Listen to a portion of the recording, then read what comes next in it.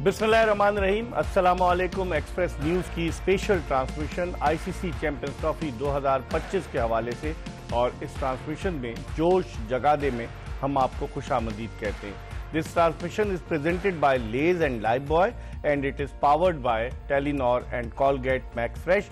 और इस ट्रांसमिशन में हम सिर्फ और सिर्फ क्रिकेट की बात करते हैं, कोई एंटरटेनमेंट नहीं होता। अगर एक आध जुमला बीच में कह दें तो शायद वो एंटरटेनमेंट की जुमरे में आ जाए, लेकिन हम सिर्फ और सिर्फ क्रिकेट की बात करते हैं। और आज भारत ने उस एडवांटेज का भरपूर फ़ायदा उठाया जो उसने हाइब्रिड मॉडल पर दुबई में खेलने पर इसरार किया। तीसरा मैच था भारतीय टीम का दुबई में, और तकरीबन 7-8 दिन के पिछले इतवार को भारत ने पाकिस्तान को हराया था 23 फरवरी को, और एक हफ्ते के बाद आज भारत अपना आखिरी मैच न्यूजीलैंड के खिलाफ खेला जिसमें उसने 44 रन से कामयाबी हासिल की। इस तरह भारतीय टीम जो थी वो अपने ग्रुप से टॉप पर आ गई है, जो ग्रुप ए था इसमें पाकिस्तान और बांग्लादेश भी शामिल थे, लेकिन भारतीय टीम टॉप पर आई है और न्यूजीलैंड की टीम नंबर 2 हो गई है। तो अब भारत जो है वो दूसरे ग्रुप से की जो नंबर 2 टीम है ऑस्ट्रेलिया, उससे सेमीफाइनल खेलेगा परसों। कल आराम का दिन है, परसों सेमीफाइनल खेलेगा, और फिर उसके बाद 5 मार्च को साउथ अफ्रीका की टीम जो है न्यूजीलैंड के मध्य मुकाबिल होगी। वो सेमीफाइनल गद्दाफी स्टेडियम लाहौर में खेला जाएगा, और ये सेमीफाइनल 4 मार्च को ये भारत और ऑस्ट्रेलिया के दरमियान दुबई इंटरनेशनल क्रिकेट स्टेडियम में खेला जाएगा। आज भारत ने अपने चौथे स्पिनर को भी शामिल किया। आज सुबह जब हम ट्रांसमिशन कर रहे थे, जो पिच दिखाई गई उस पिच के हवाले से हमारे दोनों एक्सपर्ट्स ने अपनी राय का इजहार किया कि ये हाई स्कोरिंग मैच नहीं होगा, लो स्कोरिंग मैच होगा। और वही हुआ कि 249 रन स्कोर किए भारत ने, और फिर 205 रन पर ऑल आउट हो गई जो है वो न्यूजीलैंड की टीम। तो इस तरह भारत ने ये मैच 44 रन से जीत लिया। हमारे पैनल में शामिल है पाकिस्तान के former test opener, former chief selector, former captain Aamir Sohail, और उनके साथ मौजूद हैं पाकिस्तान के टेस्ट ओपनर खुर्रम मंजूर, जो अब भी पाकिस्तान की डोमेस्टिक क्रिकेट खेलने अब भी फुल्ली फिट हैं।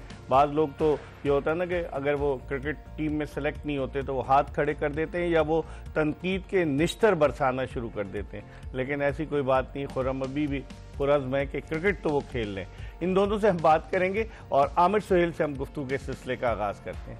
आमिर, जिस तरह आज सुबह के प्रोग्राम में हम लोग बात कर रहे थे, जो पिच थी उस पिच को देखते हुए और जिस अंदाज से मिचेल सेंटनर ने टॉस जीत कर उन्होंने भारत को पहले खिलाया, आप सबसे पहले बताएं इस फैसले को आप दुरुस्त समझते हैं कि उन्होंने सही फैसला किया था? देखिए, उन्होंने चांस तो लिया, इसमें कोई शक नहीं कि अगर ऑस पड़ती है तो विकेट थोड़ी सी फ्रेशन अप होगी और बैटिंग आसान होगी। ऑस इतनी ज़्यादा पड़ी नहीं, और उसके बाद जो पिच की कंडीशन थी वो कंसर्न हमने सुबह ही शो कर दिया था जैसे ही हमने पिच की शक्ल देखी कि यहाँ पे बॉलर्स के लिए कुछ ना कुछ होगा, और न्यूजीलैंड के बॉलर्स ने जिस तरह हमने बात की थी कि वो मुश्किल लेके आएंगे, और उन्होंने 3 आउट कर दिए। लेकिन आई थिंक जो 98 रन की पार्टनरशिप थी श्रेयस अय्यर और अक्षर पटेल, उसी ने इनको सेव किया। अदरवाइज ये भी मुश्किल में थे। और इनके अलावा देख लें, आपको पांड्या की तरफ से कंट्रीब्यूशन नजर आई, अदरवाइज इतने नहीं नजर आए। टॉप ऑर्डर तो इनका स्ट्रगल किया। लेकिन ये था कि एंड में जो उनकी ये इंस्पायर्ड सिलेक्शन थी वो बहुत इनके काम आई। चौथा स्पिनर जो डाला, और वो और गेंद स्पिन भी कर रहा था, तो न्यूजीलैंड के बैट्समैन के लिए बहुत मुश्किल हो गया। खुर्रम, जिस तरह न्यूजीलैंड ने पहले शुरू में 30 पे 3 आउट किए, जो फील्डिंग का मयार है वो दीगर टीमों के लिए एक इंस्पिरेशन है। न्यूजीलैंड की जो फील्डर्स है, खासतौर पर ग्लेन फिलिप, एक ज़माने में हम जॉन्टी रोड्स को कहते थे कि one of the best fielder in the world, अब उसी पोजीशन पर, पॉइंट और गली पोजीशन पर ग्लेन फिलिप जो कैचेस ले रहे हैं। और आज तो ग्लेन फिलिप तो छोड़ें, उनके सबसे सीनियर प्रो केन विलियमसन ने 2 कैचेस लिए, और वो कोई उदास नहीं है कि कप्तानी उनसे चली गई, कोई उदासी उनके चेहरे पे नुमाया नहीं। टीम मैन है, टीम के लिए खेल रहे हैं। आप समझते हैं कि ये फील्डिंग, इसके बावजूद इतनी अच्छी फील्डिंग, इतने अच्छे कैचेस, इसके बावजूद न्यूजीलैंड को के खिलाफ 249 रन हो गए, क्या रीज़न क्या है? नहीं, इसमें तो क्रेडिट देना पड़ेगा। थ्रू आउट इनकी अगर ट्रायंगुलर सीरीज जो हुई थी उसमें भी फील्डिंग का स्टैंडर्ड देख रहे, इवन इनका, साउथ अफ्रीका का, ये वो लोग हैं जो बताते हैं पूरी दुनिया के क्रिकेट को कि ये स्टैंडर्ड है, इसको आप मीट करोगे तो आप हमारे करीब आओगे। मैंने आपको साउथ अफ्रीका की मिसाल दी थी, इनकी भी बोल रहा हूँ कि फिटनेस से रिलेटेड फील्डिंग होती है, जितने फिट होंगे उतनी अच्छी फील्डिंग होगी। और फील्डिंग में होता है ना, मेन चीज ये कि इंटरेस्ट तभी बढ़ता है ना जब आप फटीक में नहीं आएंगे, थकेंगे नहीं, जान नहीं छुट रही होगी कि आप कोना नहीं ढूंढ रहे होंगे। और क्रिकेट ऐसी है ना, बॉल आपके पीछे लगती है। आज वरुण के ग्राउंड में बॉल पीछे लगी थी, कैचेस वरुण के बॉल लगी थी पीछे, मगर इन दी एंड अगर आप फाइटर हो, आप में विल होनी चाहिए कुछ सीखने की डेली बेसिस पे, तो इन प्लेयर्स में दिखता है कि सीखने के लिए लगे हैं, कुछ ना कुछ सीखना है, कोई ना कोई स्विच करना है। अच्छा, मेन चीज ये पर्सनल इन्वॉल्वमेंट।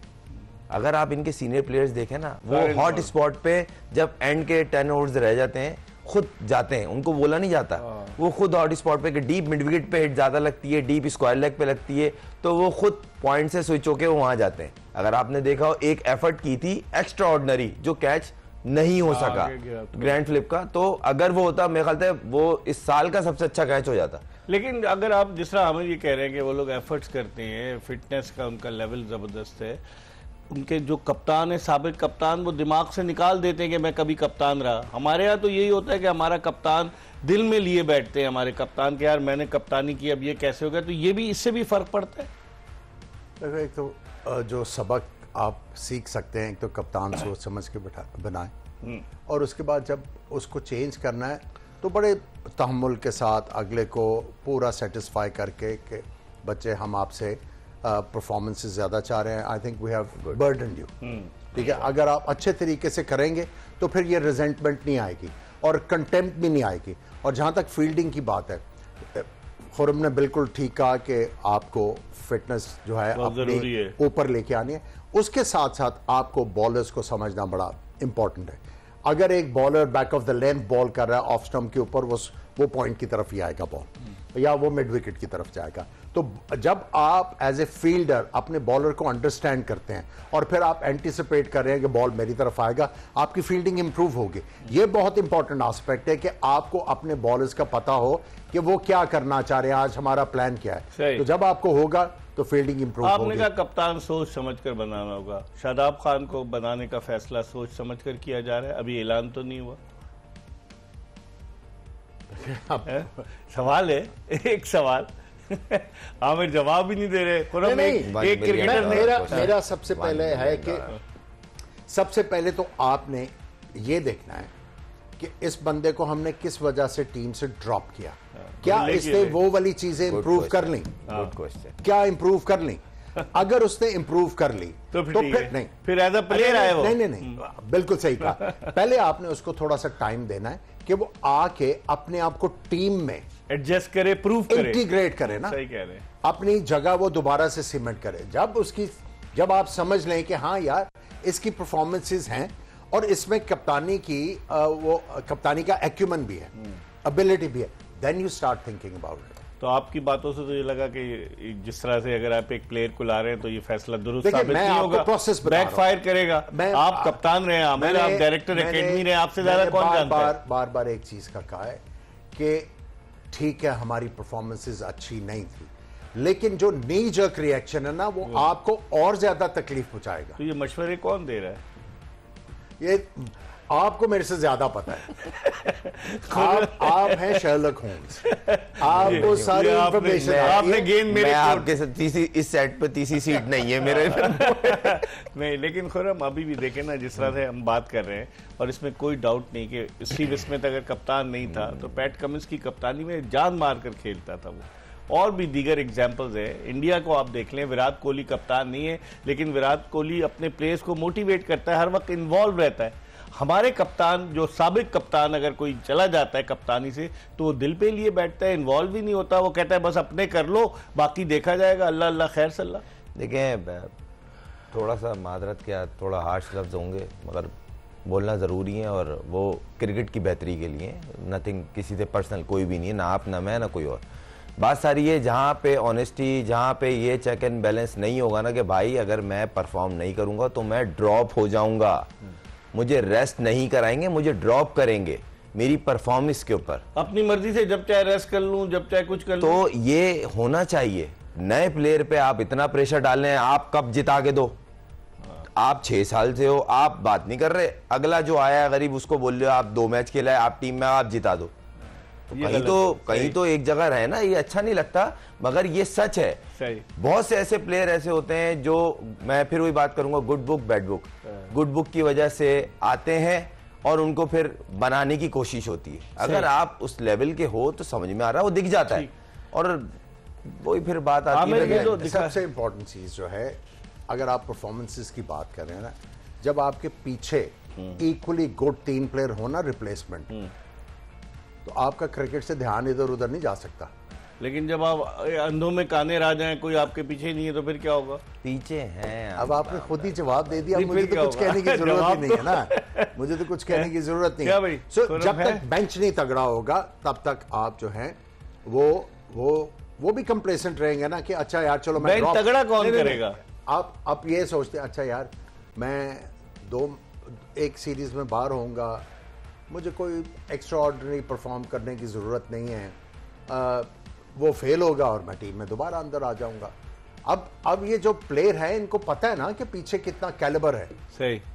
अगर इनको थ्रेट होता कि कोई मेरी जगह ले लेगा तो चीजें डिफरेंट खुरम, होती हैं। ऐसा होता है आप कह रहे हैं 2-3 प्लेयर्स हैं पीछे?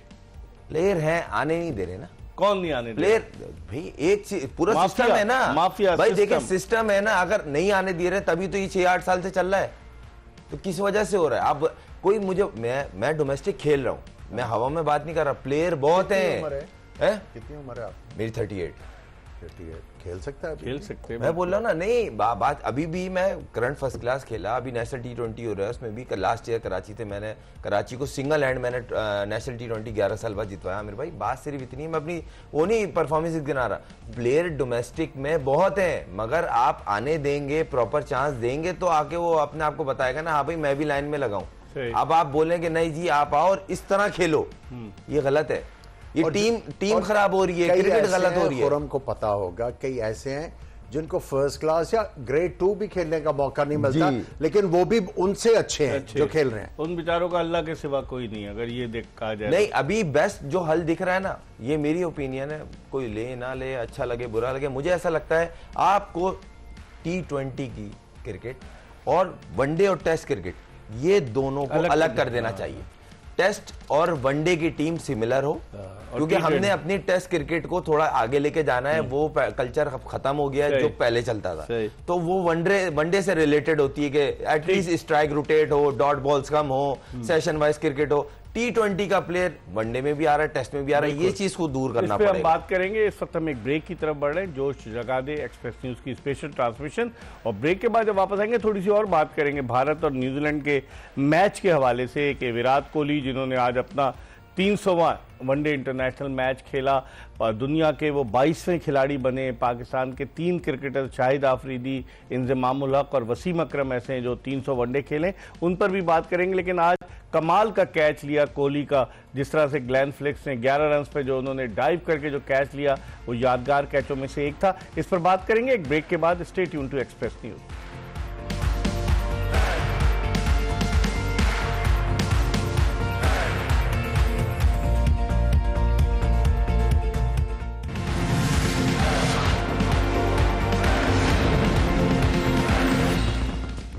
जोश जगा दे जीत की धुन में ब्रेक के बाद एक मरतबा फिर आपको खुश आमदीद कहते हैं। हम बात कर रहे हैं भारत और न्यूजीलैंड के मैच के हवाले से जो आज दुबई इंटरनेशनल क्रिकेट स्टेडियम में खेला गया।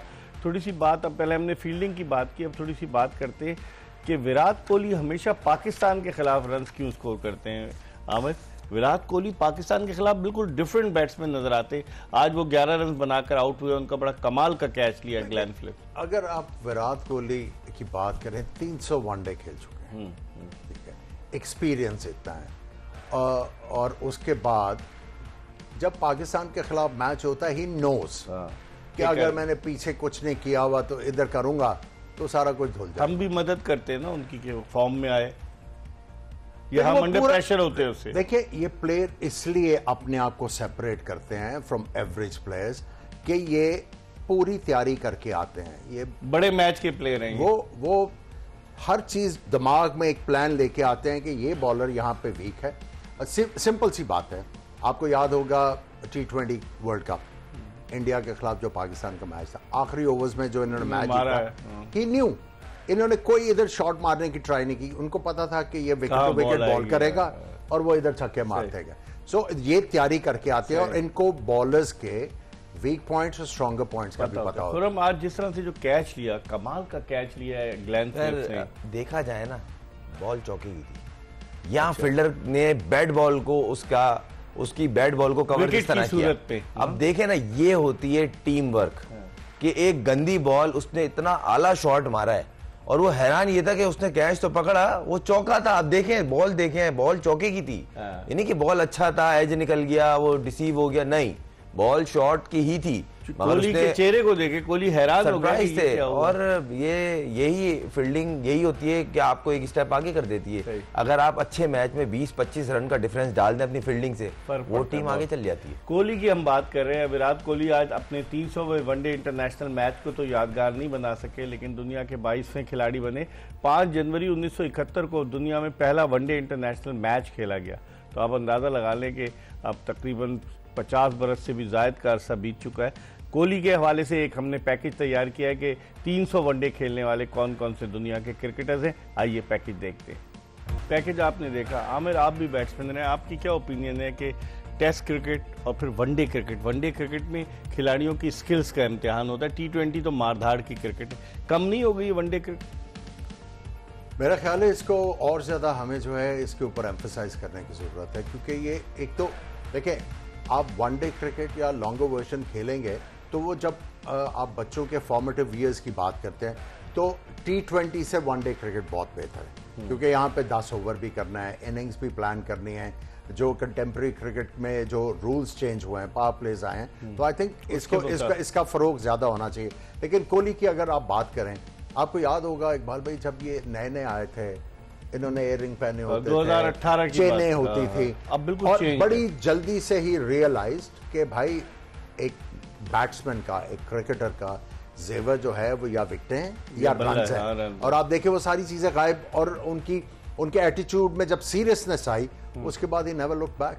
ठीक है, हम एक ब्रेक ले रहे हैं और ब्रेक के बाद खुर्रम मंजूर से गुफ्तगू के सिलसिले का आगाज करेंगे।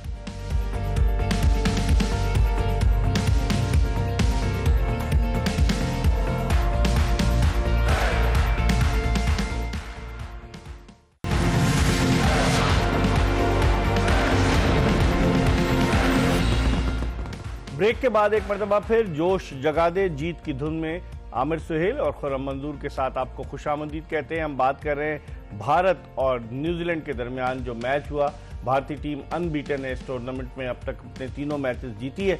उसके हवाले से गुफ्तगू के सिलसिले को मजीद आगे की तरफ बढ़ाते हैं। और हम ये बताएं कि जिस तरीके से टीम सेलेक्ट तो हुई भारत की, लेकिन वरुण चक्रवर्ती का जिस तरीके से इंडक्शन हुआ, इससे पहले वो सिर्फ एक वनडे खेले थे कटक में इस महीने के शुरू में, बल्कि पिछले महीने फरवरी में, और फिर उसके बाद उनको 15 रुकनी स्क्वाड में रखा गया। पहले मैचेस 2 नहीं खेले, आज उनको खिलाया गया।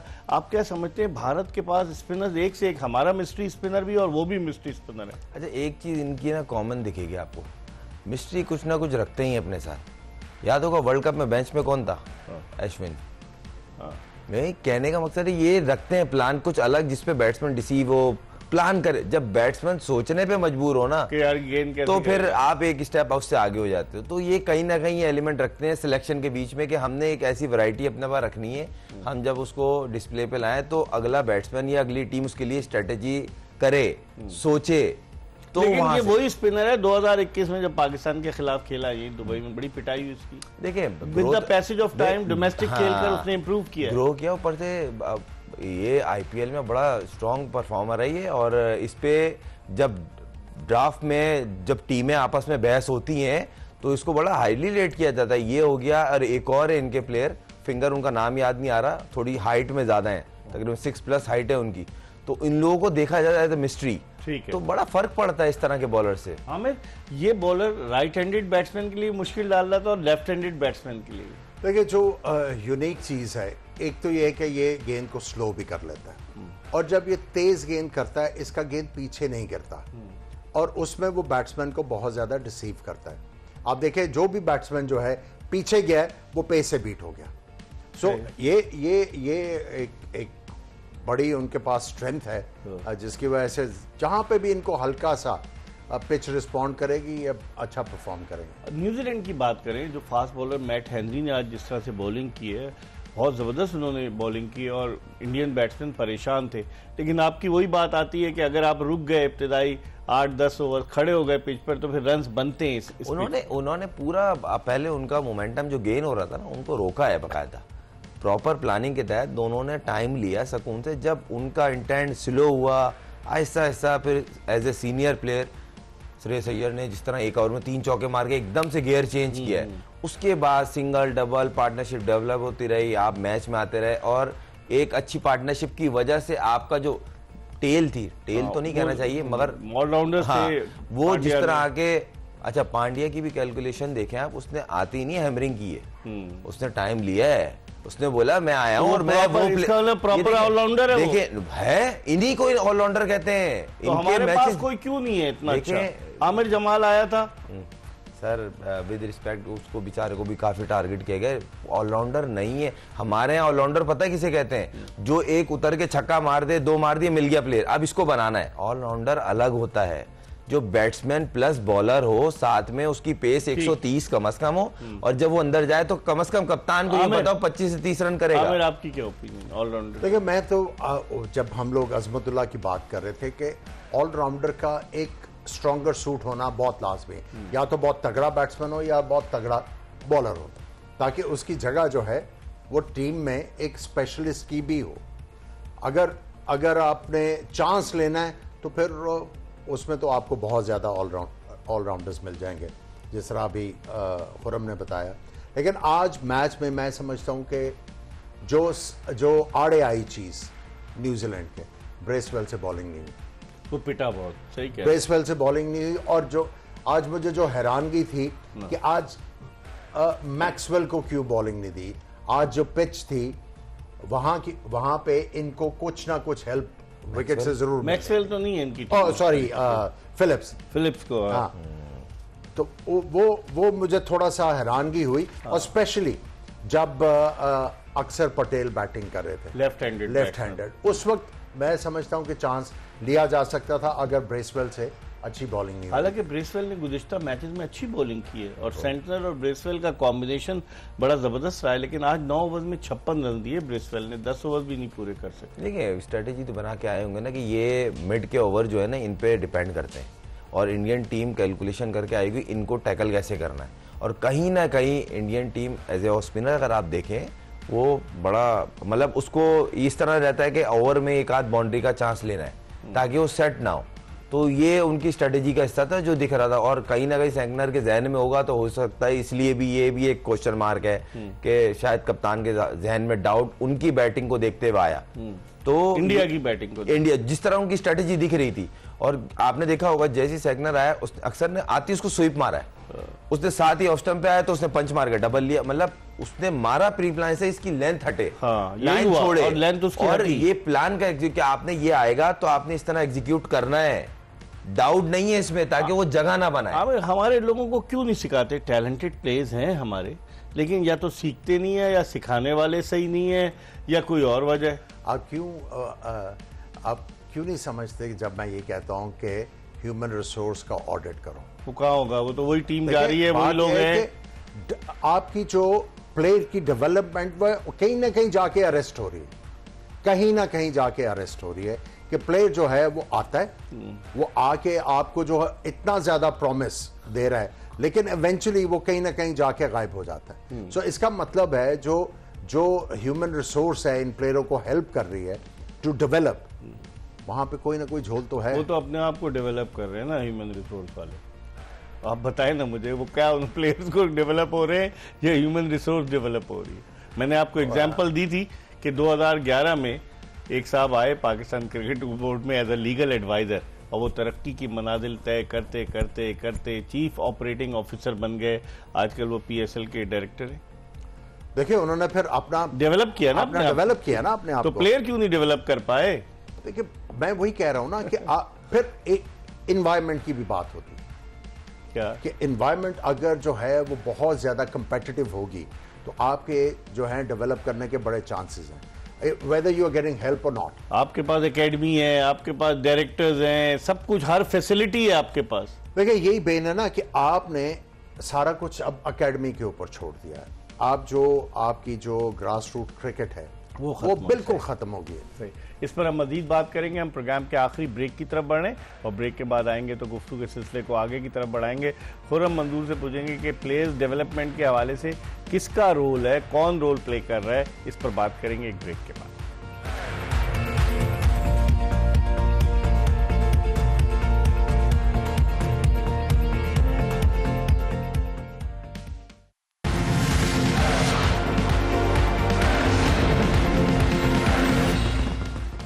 ब्रेक के बाद एक मरतबा फिर आपको खुशामदीद कहते हैं। आमिर सुहेल और खुर्रम मंजूर हमारे साथ मौजूद है। खुर्रम, आप कुछ ऐड करना चाह रहे थे आमिर सुहेल? देखिए वो मुझे ऐसा लगा, जो मैंने पीछे भी प्रोग्रामों में बात करी, और अब टाइम है इस चीज़ का कि आप डेवलप कैसे करेंगे। अभी सुनने में आ रहा है, आवाज़ें उठ रही हैं कि फलाना फलाना फलाना प्लेयर है, इनको लाओ, इनको खिलाओ, इस टूर पे भेजो। मीटिंग की है चेयरमैन से, करा दी ना इन लोगों ने, ये यंग टैलेंट। अब और चेयरमैन क्या कह रहे हैं कि आपको तमाम सहूलतें दी जाएंगी। इससे पहले कोई सहूलत नहीं मिल रही थी क्या उनको? मैं ये कहना चाह रहा हूँ कि अब जो नए प्लेयर आएंगे जिनका डेब्यू होगा, उनके साथ ये नहीं होना चाहिए कि न्यूजीलैंड टूर मुश्किल तरीन टूर होता है। आप उनको वहाँ भेजें और वापसी आए, उनका कैरियर ख़त्म। आप 3-3 सीरीजें दें और उनको टाइम दें कि भाई आपकी ये 3 सीरीजें, वहाँ से आएंगे, यहाँ बांग्लादेश है, उससे भी उसके बाद जो अगली, ताकि आप डेवलपमेंट में कहीं तो दिखें। कुछ नहीं हो रहा है, 1-2 इवेंट और हार जाएंगे, प्लेयर तो निकलेगा, उसको ये तो कॉन्फिडेंस होगा नहीं भाई पहले ही बोल दिया गया था 2 से 3 सीरीजें हैं। लेकिन नया लड़का लाके प्रेशर रिलीज किया जा रहा है ना, जो शोर मच रहा है। अब देखें, करना तो पड़ेगा, आज नहीं कर आपको करना पड़ेगा। आपने देखा पूरी दुनिया बोल रही है चले पाकिस्तान को हटा दें, उसके अलावा जो दुनिया के लेजेंड्स हैं, एक्सपर्ट्स हैं, वो बैठ के बोल रहे हैं इनकी बेसिक क्या है, ये हारे क्यों जा रहे हैं, ये वो टीम नहीं है, इनको अनप्रिडिक्टेबल इनको कहा जाता था, अब वो चीज भी हट गई है। क्या कहेंगे आमिर? देखिए, कंसर्न तो बहुत ज्यादा है। अब बात सिर्फ ये है कि आप उसको एड्रेस किस तरह करते हैं। अगर तो आप सिस्टमैटिकली करेंगे तो आपको उसके रिजल्ट्स अच्छे मिलेंगे। नी जर्क रिएक्शन जो है वो काउंटर प्रोडक्टिव। लेकिन वो कौन लोग हैं जो चेयरमैन को मिलवा रहे हैं? डोमेस्टिक के इससे पहले टॉप परफॉर्मेंस नजर नहीं आए थे इन लोगों को? जब पाकिस्तान हारा है तो उनको नजर आए और उनको बुला लिया लाहौर एकेडमी में लड़कों को।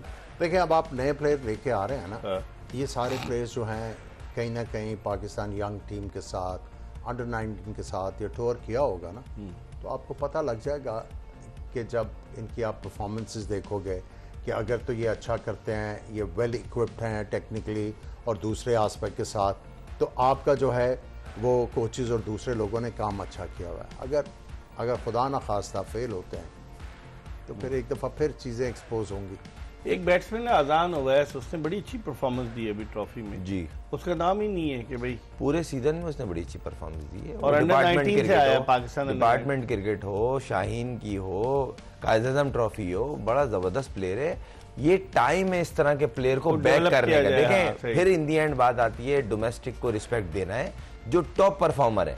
देखें, एक होता है रेटेड लड़का, ये इसको हम हाईली रेट कर रहे हैं, किस ब्याह पे आप गैस कर रहे हैं। एक होता है नहीं, इसने वो तकरीबन 11-11.5 रन किया हुआ है और उसका नाम नहीं है, फिर वहीं खड़े हम। ये तो 11.5 रन करना आसान नहीं है। मिलने वालों में शामिल नहीं था। उसमें फ्लैट ट्रैक भी होते हैं, कीचड़ भी होती है, अच्छी बॉलिंग लाइन, गंदी बॉलिंग। भाई रन कर रहा है, हर लड़का 1100 रन नहीं कर रहा। और वो लड़के का कसूर क्या है, क्यों नहीं है? क्योंकि गुड बुक में नहीं है। वो लड़का शामिल ही नहीं था मिलने वालों में। चेयरमैन से मिला जिसने भी मिलवाया। ये कंसर्न है ना कि अगर एक आपका लड़का कर रहा है, एटलीस्ट किसी को तो मेंशन करना चाहिए था उसको कि यार ये लड़का इज इन गुड फॉर्म, ये टेक्निकली तगड़ा प्लेयर है और इसके बारे में सोचा जा सकता है। लेकिन अगर आप जो करवा रहे हैं, जिसके ऊपर आप इन्वेस्ट कर रहे हैं, फर्स्ट क्लास के ऊपर ठीक ठाक पैसा लगता है, ठीक है, आप इन्वेस्ट कर रहे हैं और उसको आप इंपॉर्टेंस नहीं दे रहे, तो फिर जो उसमें पार्टिसिपेट कर रहे हैं उनका भी वो एंथुसियाज्म नहीं होगा। जो इंपॉर्टेंस की बात की आमिर ने, अब आप देखें ना, प्रेसिडेंट ट्रॉफी का फाइनल मैच रात 7:30 बजे शुरू होगा। ये इंपॉर्टेंस दे रहे हैं आप अपने डोमेस्टिक को? जिस तरह आप पहले बता रहे थे कि एक साहब ने कह दिया कायद आज़म ट्रॉफी खत्म कर दो, तो क्या हम अपने डोमेस्टिक क्रिकेट को, भारत में रणजी ट्रॉफी, दुलीप ट्रॉफी, बेशुमार टूर्नामेंट होते हैं, हम अपने भाई आप एक चीज सॉरी ऐड करना चाहूंगा।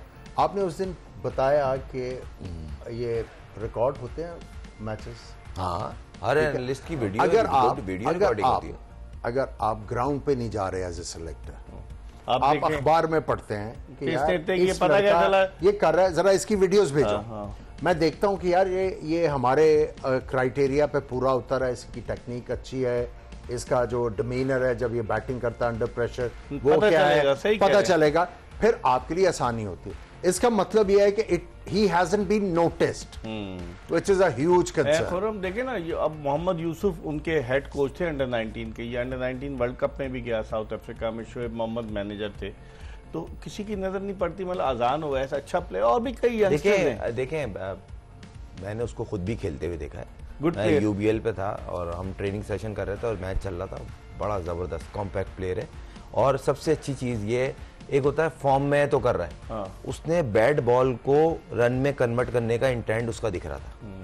ये प्लेयर चाहिए पाकिस्तान को जो आग कहाँ से लाएं? सर है, बार बार बोल रहा हूँ, उस आग पे पट्टी बंधी हुई है तो सर लाएंगे ये कहाँ से खोलनी यार? पड़ेगी ना, आज निकल खोलनी पड़ेगी। चले ये देखते तो हैं। उन्होंने ना सास वाली बात की है, वो परी कहाँ से ला। हाँ वही तो, परी तो नहीं, इनकी आंखें हैं, परी नहीं है तो वो है, क्या कहूँ सर आज फिर प्रोग्राम के एंड में एक बात बोल दूं, करना चाहे हर चीज क्या हो पॉसिबल सकती है। है। चलें, इस पर हम बात करेंगे। कल आराम का दिन है, लेकिन हम कल फिर दोपहर आपकी खिदमत में 1 से 2 हाजिर होंगे और प्रोग्राम करेंगे। और कल आराम का दिन है, परसों पहला सेमीफाइनल है आईसीसी चैंपियंस ट्रॉफी का, इंडिया वर्सेस ऑस्ट्रेलिया, उस पर बात करेंगे। ये बताते हुए कि this transmission is presented by Lay's and Lifebuoy and it is powered by Telenor and Colgate Max Fresh. Mirza Iqbal Baig, Aamir Sohail, Khurram Manzoor और एक्सप्रेस न्यूज़ की पूरी प्रोडक्शन टीम को इजाज़त दीजिए। अल्लाह हाफिज।